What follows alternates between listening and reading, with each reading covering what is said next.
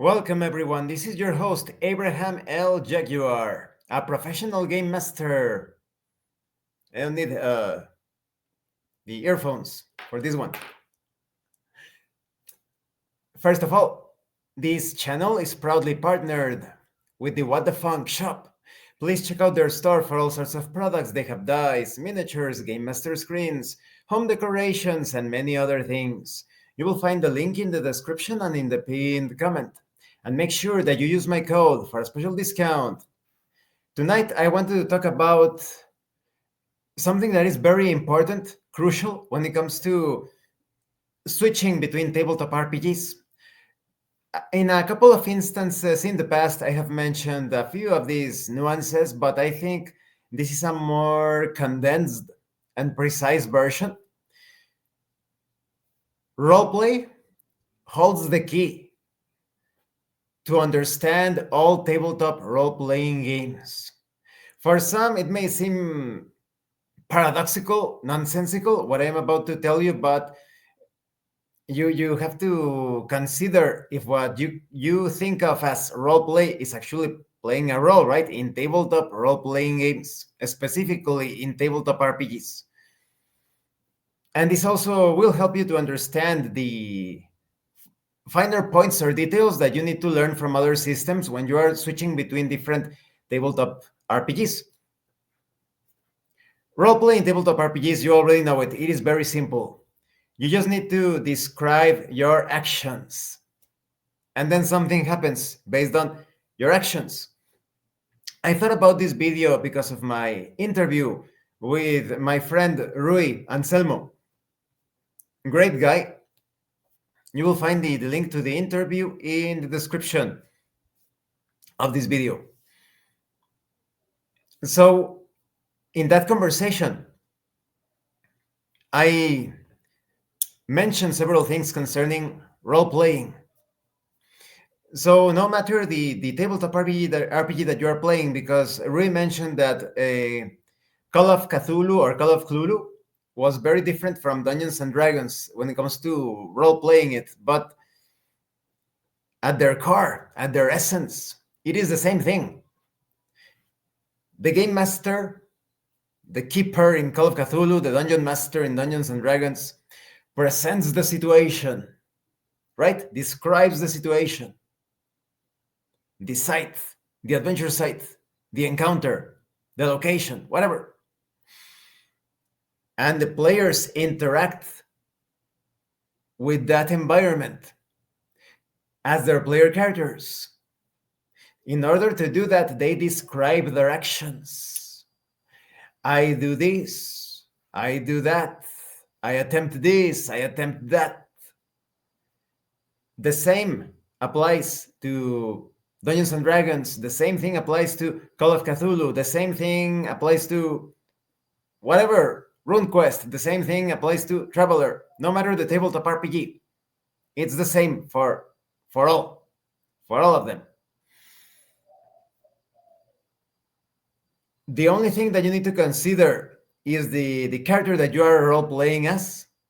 I mentioned in that interview, a fighter, Dungeons and Dragons, a fighter, a human fighter, very strong, is going to be very different from, like I said, 65-year-old professor in Call of Cthulhu, that has never touched a weapon in his life, perhaps, just barely, maybe just like a decorative weapon.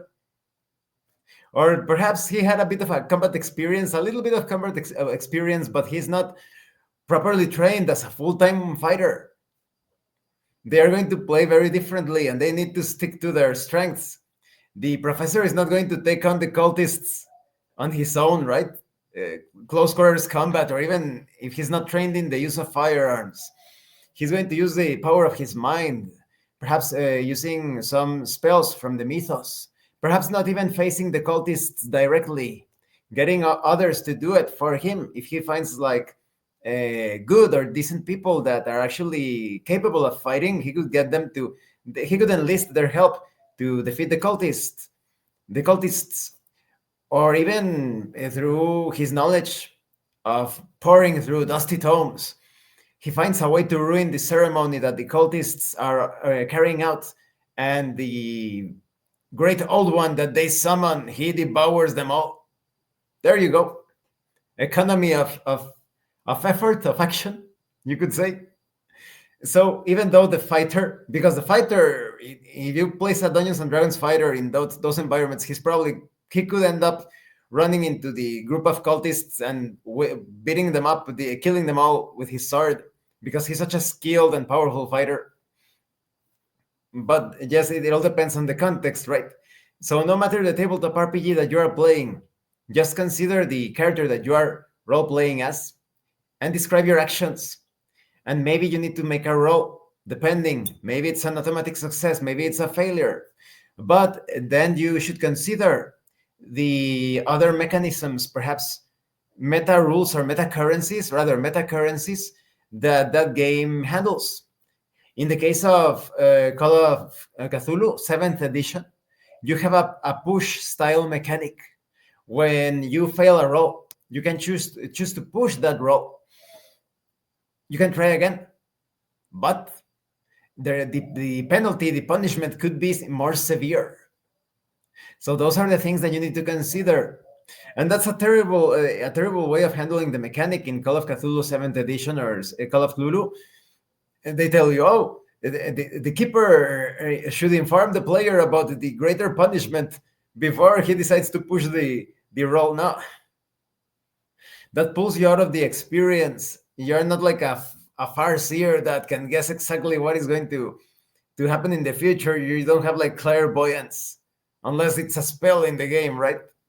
So it's much more exciting when you decide to push the roll, but you don't know how severe the consequences are going to be because you decided to push that roll. But no matter the tabletop RPG, roleplay is always the same, and that's why it solves everything, and it's always the key to playing any tabletop RPG out there. You describe your actions. The game master may call for a roll. Maybe you need to make a roll. Maybe it's an automatic success.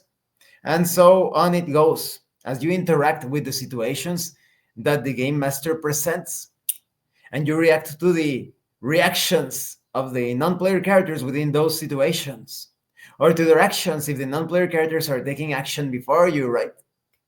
So remember that the key to understanding all tabletop RPGs, no matter the system, is roleplay itself.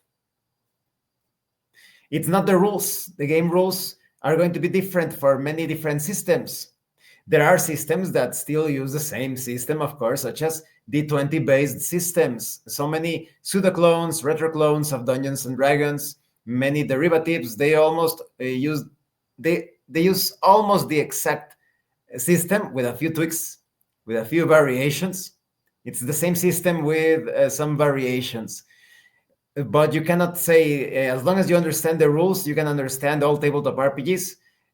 Not exactly, because different tabletop RPGs have different rules. Some of them are diceless. Some of them use dice. Some of them use cards. Some of them use like resources like tokens. And even if they have dice, sometimes you need to roll above. Sometimes you need to roll under, etc., and so on. So remember, learn how to roleplay, and you will understand any tabletop RPG out there. Roleplay solves everything.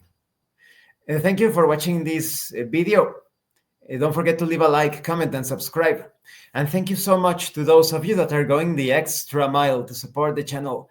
If anyone else wishes to further support the channel, consider joining as a member using the super thanks button. Like, subscribe. I already said that.